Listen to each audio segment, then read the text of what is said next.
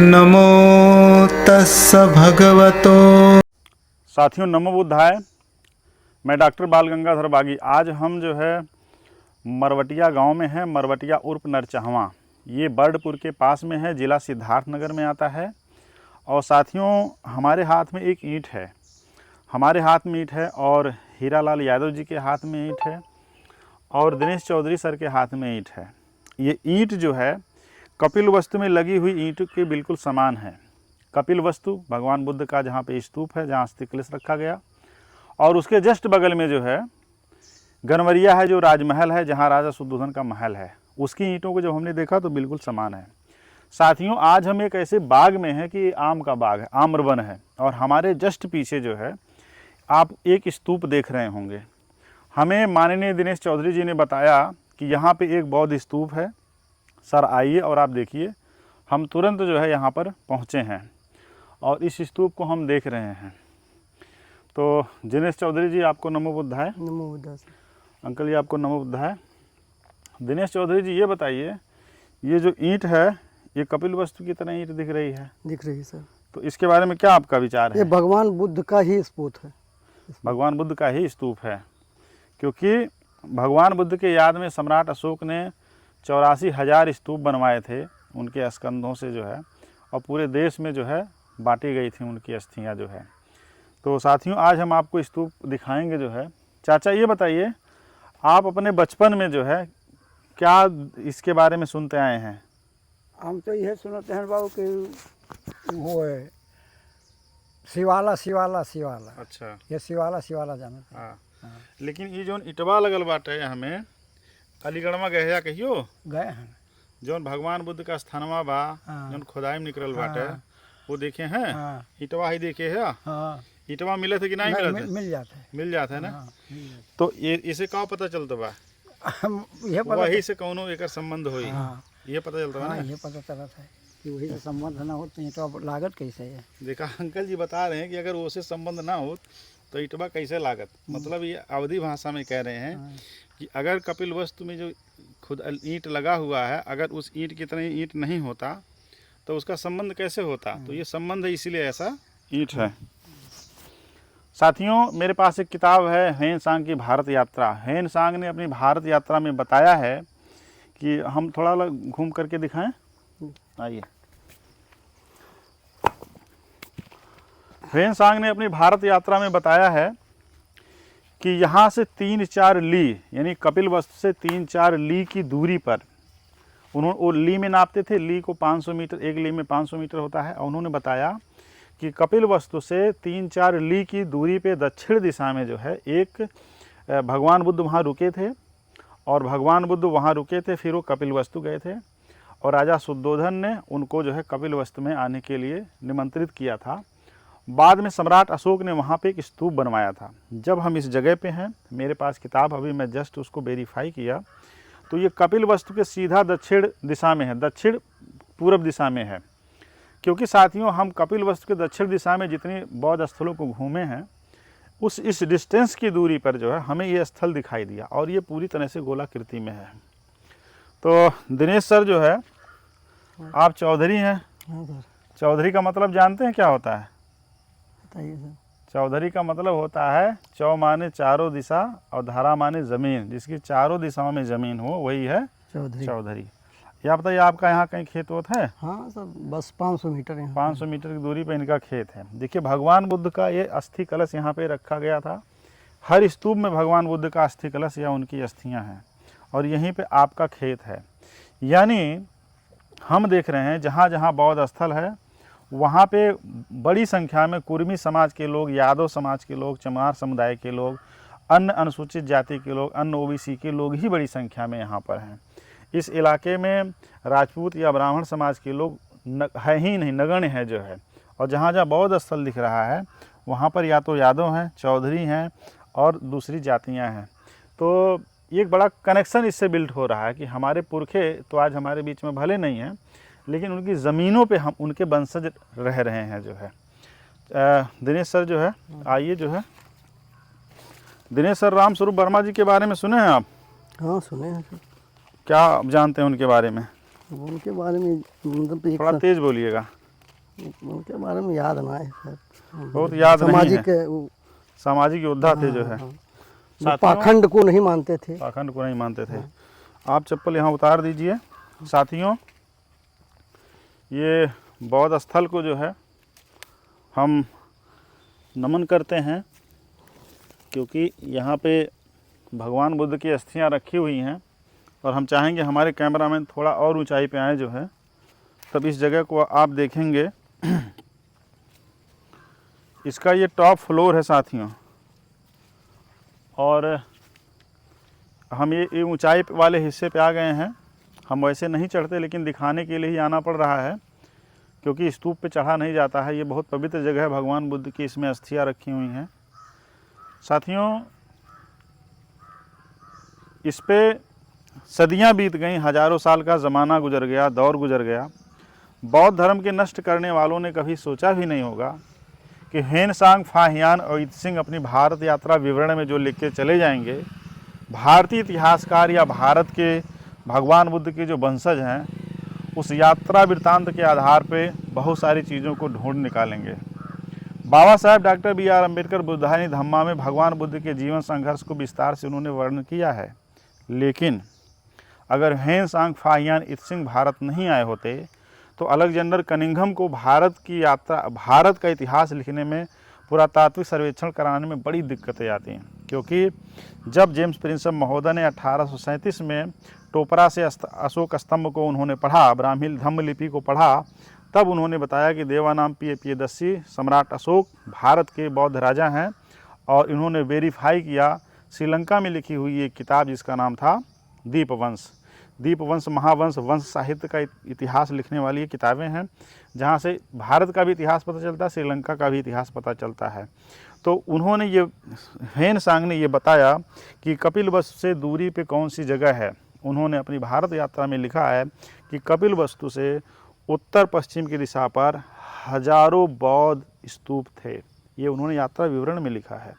84,000 सम्राट अशोक के जो बनवाए हुए स्तूप थे तथागत बुद्ध के, वो फेंक नहीं हैं, वो कोई अतिशयोक्ति नहीं है, वो हाइपर बोले नहीं हैं, वो जो है रियल में है, क्योंकि हेनसांग भारत में रह करके, देख करके, घूम करके गए हैं। हम चाहेंगे कि वो किताब मैं आपको दिखाना चाहता हूँ। साथियों, हमारे हाथ में किताब है हेनसांग की भारत यात्रा, और दिनेश चौधरी सर के हाथ में फाहियान की भारत यात्रा, इत्सिंग की भारत यात्रा। ये तीनों बौद्ध यात्री भारत में आए और भारत का इतिहास लेकर के चले गए।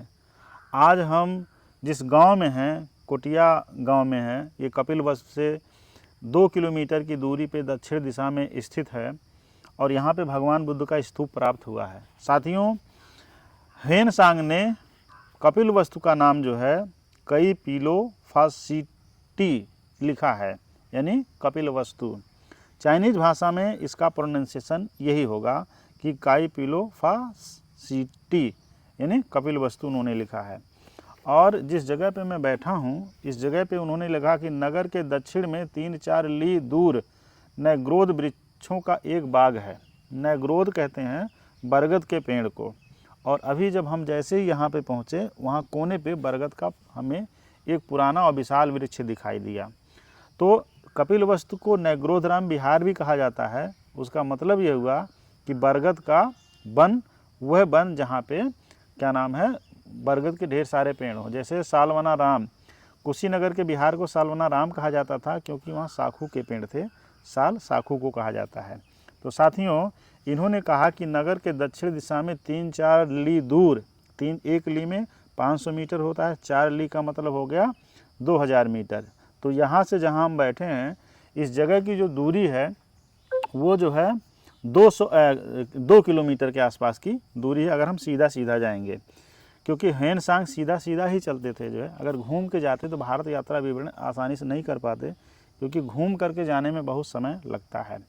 तो उन्होंने कहा नगर के दक्षिण दिशा में 3-4 ली दूर नैग्रोध वृक्षों का एक बाग है, जिसमें एक स्तूप सम्राट अशोक का बनवाया हुआ है।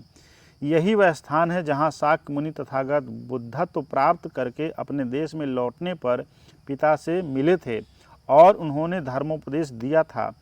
शुद्धोधन राजा को जब यह समाचार विदित हुआ कि तथागत मार यानी कामदेव को जीतकर चारिका करते हुए लोगों को सद्धर्म का उपदेश दे रहे हैं और उन्हें अपना शिष्य बना रहे हैं, तब उनके मन में भी तथागत बुद्ध के दर्शन और उनका समुचित सत्कार करने की उत्कट अभिलाषा हुई तथा उन्होंने भगवान को बुलाने के लिए निम्नलिखित संदेश भेजा। तुमने प्रथम इस बात का वचन दे रखा था कि जब तुम बुद्धत्व प्राप्त करके बुद्ध हो जाओगे तब अवश्य घर यानी कपिलवस्तु पधारोगे।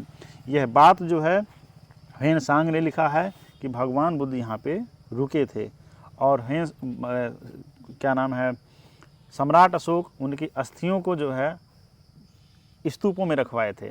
साथियों, स्तूपों में अस्थियों के रखने की कहानी को मैं और विस्तार से बताता हूँ और आपको साथ ही साथ मैं स्तूप का वर्णन भी कराता हूँ। आइए हमारे साथ।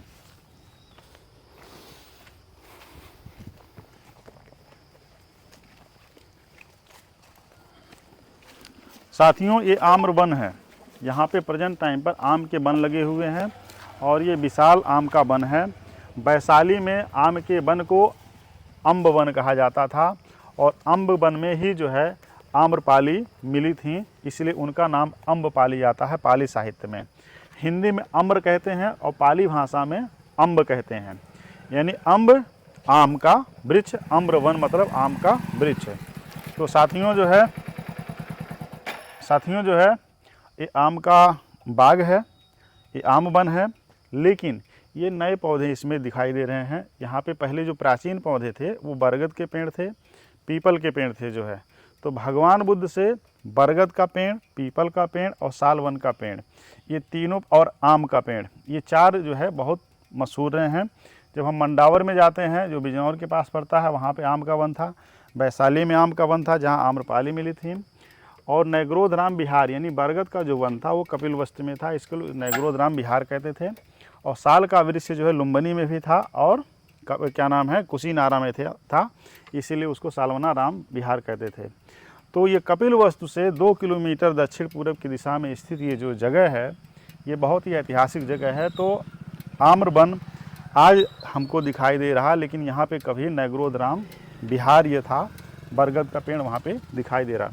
तो साथियों, आइए हम आपको इस जगह का थोड़ा दर्शन कराते हैं।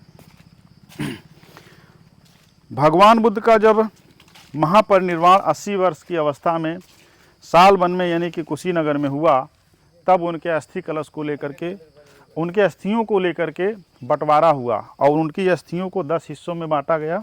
10 हिस्सों में उनकी अस्थियां जो है 2 हिस्सों में उनको दिया गया जो संस्कार करवाए थे, और 8 हिस्सों में उनकी अस्थियों को बांटा गया था, जिसमें वैशाली के लिच्छवी, पावा के मल्ल, कुशीनगर के मल्ल, ये 3 हो गए।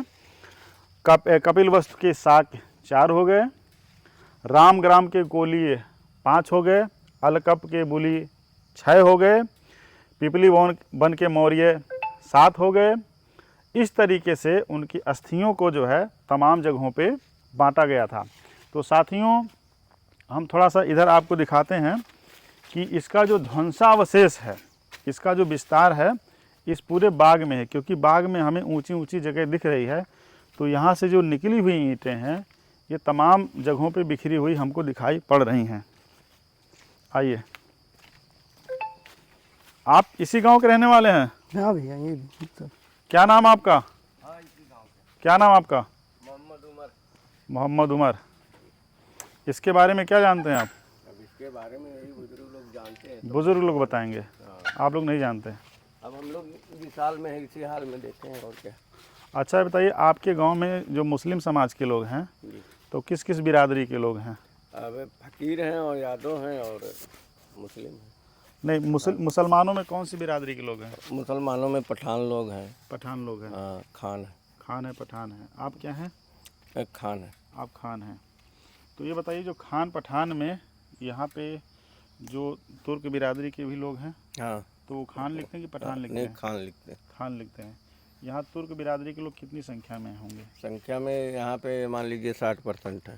60% तुर्क बिरादरी के लोग हैं। कौन सा गांव है आपका? नरचाहवा। नरचाहवा, मरवटिया नरचाहवा, मतलब यही गांव है। यही गांव।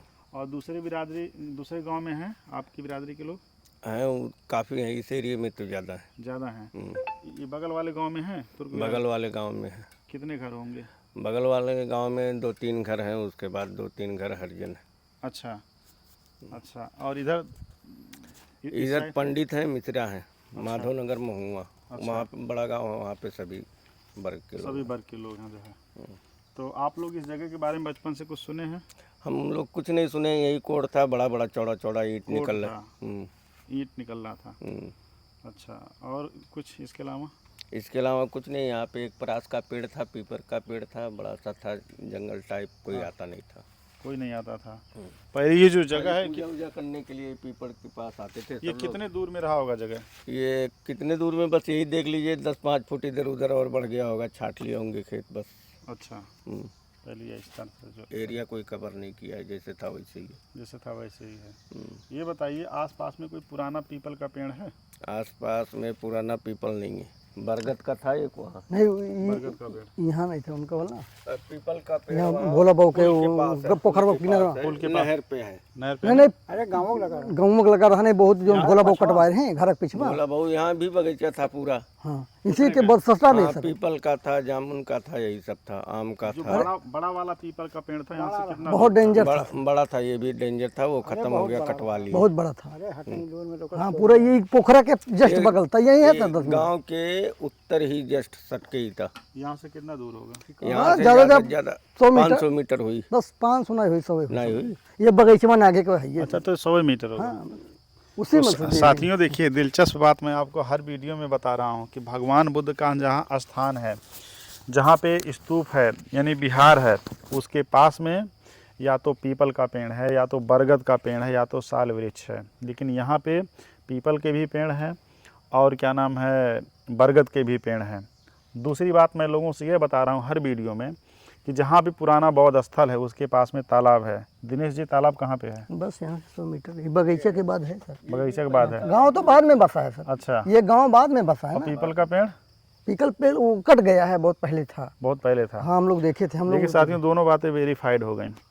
और ये बताइए कि जहाँ पे हम लोग खड़े हैं, इस पूरे इलाके में ये जगह निचाई पे है कि ऊंचाई पे है? ऊंचाई पे है। ऊंचाई पे। ये भी बात मैं हर वीडियो में आप लोगों से बता रहा हूँ कि जहाँ भी बौद्ध स्थल ऊंचे स्थान पे है, क्योंकि सम्राट के द्वारा बनवाया हुआ स्थान था और ये हिमालय का तराई है। यहाँ बाढ़ भी आती है, बरसात अच्छी खासी होती थी, तो इसलिए वो हर स्थल को ऊंचा बनवाए थे ताकि जो है वो जगह डूबे ना। इसके अलावा साथियों जो है, जहाँ पर भी बौद्ध स्थल है उसके आसपास के इलाके में जो है आप देखेंगे कि ज़मीन जो है उपजाऊ है और उसके आसपास के जो इलाके में ओबीसी समाज के लोग बड़ी संख्या में हैं। तो ये कुछ बातें ऐसी हैं बौद्ध धर्म को लेकर के। और चौथी बात, जो इम्पोर्टेंट बात मैंने आपको अभी ईंट दिखाया कि वहाँ की ईंटें, जो पुराने बौद्ध स्थल की ईंटें हैं, वो कपिलवस्तु में लगी हुई ईंटें, वैशाली में लगी हुई ईंटें, पाटलिपुत्रा में लगी हुई ईंटें, सालवनाराम यानी कि लुम्बिनी और ये कुशीनगर में लगी हुई ईंटें बिल्कुल उस ईंटों के हुबहू हैं, क्योंकि उस दौर का वो इंफ्रास्ट्रक्चर था। वही है ना? सेम ईंटें निकल रही। देखिए बिल्कुल आप सब बता रहे हैं कि उसी चौड़ाई के हैं। आइए हम इसका दर्शन कराते हैं जो है। चलो चलो भैया। तो दिनेश जी, हाँ ये बताइए कि आप लोग यहीं के रहने वाले हैं, हाँ सर। तो आप लोग के बुज़ुर्ग लोग जब यहाँ पे आते रहे होंगे, घूमते रहे होंगे, तो क्या आप लोग का ऐसा एहसास नहीं होता कि भगवान बुद्ध की जो उनकी जो याद है वो आपको पुकार रही है? महसूस होता है सर। महसूस होता है ना? हाँ, ये तो बाद में सब पाखंड उसमें हम लोग पले हैं ना। पहले भगवान बुद्ध ही की विचार से हम लोग चलते थे, हमारे बाप दादे। लेकिन ये बाद में अपना वो किए हैं जी। देवी देवता का। साथियों, जो भी दर्शक हैं जो चकाचौंध वाली वीडियो देखते हैं, उनको समझ में आ रहा होगा कि मैं ये मिट्टी, धूल और ये बाग बगीचे में उनको क्या दिखा रहा हूँ। लेकिन साथियों, वो वीडियो देखने वाले तमाम साथी इस बात को हमेशा ध्यान रखें कि आपके पुरखों के द्वारा स्थापित किया गया हुआ साम्राज्य, उसको ध्वस्त किया जा चुका है। आज उसकी ये दुर्दशा है, इसको समझिए आप जो है। जो कौमें अपना इतिहास नहीं जानती हैं, अपने इतिहास का निर्माण नहीं कर सकती हैं, डॉक्टर बी आर अम्बेडकर की इतिहास लेखन को लेकर के पहली लाइन थी।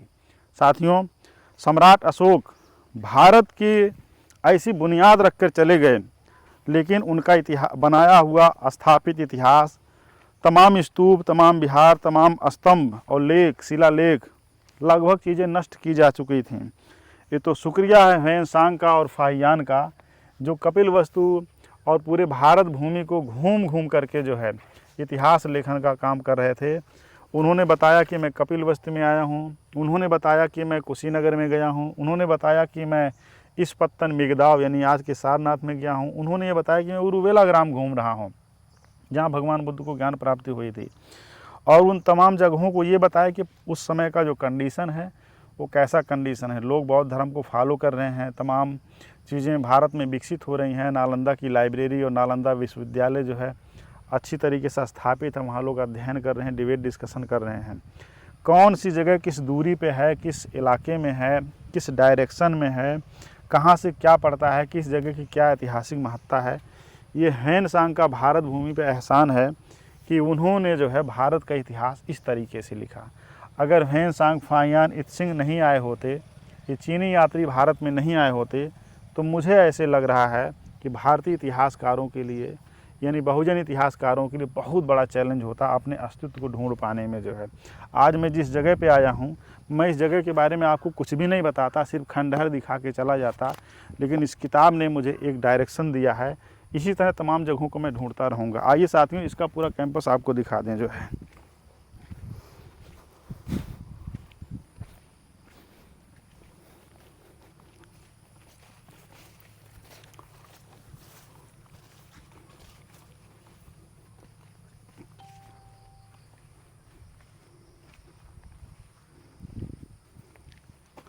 साथियों, भारतीय पुरातत्व सर्वेक्षण विभाग से मेरा एक निवेदन है कि इस तरह से जो बौद्ध स्थल हैं, जो लगातार खुदाई में कटाई पिटाई के द्वारा खोद करके खेत बना लिए जा रहे हैं, जगहें नष्ट हो जा रही हैं, ईंट पत्थर लोग ढो करके अपने घरों में लगा ले रहे हैं, इस तरह से भारतीय इतिहास नष्ट होता नज़र आ रहा है।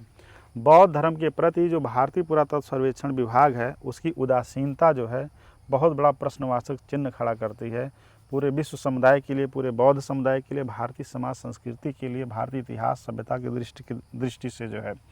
तो साथियों, पूरी दुनिया से बौद्ध लोग आते हैं भारत में और भारत घूम करके जाते हैं। यहाँ पे बुद्धिज़्म का हश्र देख करके उनकी आंखों में आंसू आ जाते हैं। साथियों, जिस स्थल पे मैं खड़ा हूँ, अगर यह स्थल किसी बौद्ध स्थल से ना हो करके किसी अन्य धार्मिक स्थल से जुड़ा होता तो आज यहाँ पे कितना कुछ विकास कार्य हो गया होता, लेकिन यहाँ पे कोई विकास कार्य नहीं दिख रहा है। ये अस्तित्व ऐसे लग रहा है इसका अस्तित्व खत्म हो जाएगा, इसलिए मैं इसको लाइमलाइट में ला रहा हूँ। साथियों, मैं विश्वविद्यालय में प्रोफेसर हूँ, लेकिन मैंने सोचा कि किसी पठन पाठन के काम से ही जो हम समाज को नहीं बदल सकते हैं, हमें अपने पुरखों की जो अस्थियों को अपने हाथ पे लेकर के बताना है कि भारत भूमि पे हमारे पुरखे कभी थे और उनका स्थापित किया हुआ ये विशाल साम्राज्य है। हीरा यादव जी हमारे साथ हैं और हमारे साथ दिनेश चौधरी जी हैं।